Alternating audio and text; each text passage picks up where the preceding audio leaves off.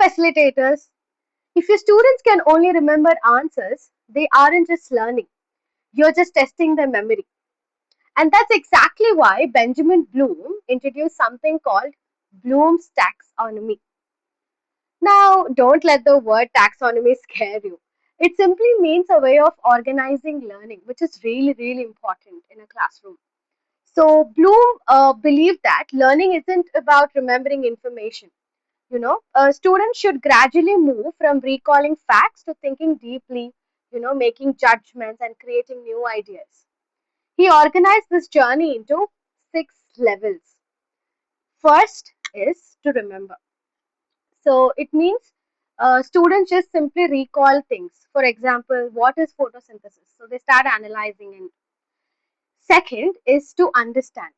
So can the student explain it in their own words? For example, can you explain photosynthesis to a young child?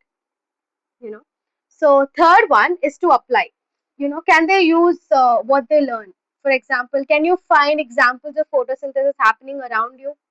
So students think about it. Fourth is analyze. Can they break the idea apart and look at the relationships? For example, what would happen if a plant got water, but not sunlight? So that's how the students start thinking, analyzing, and they start visualizing things. The fifth one is evaluate.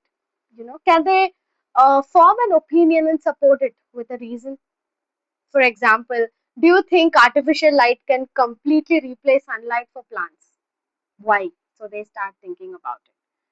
And finally, just to create. Hmm.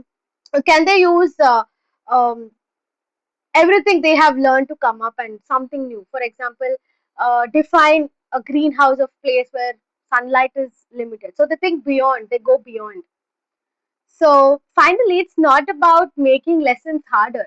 It's about helping students move from simply remembering information to actually understanding, applying, analyzing, evaluating, and creating.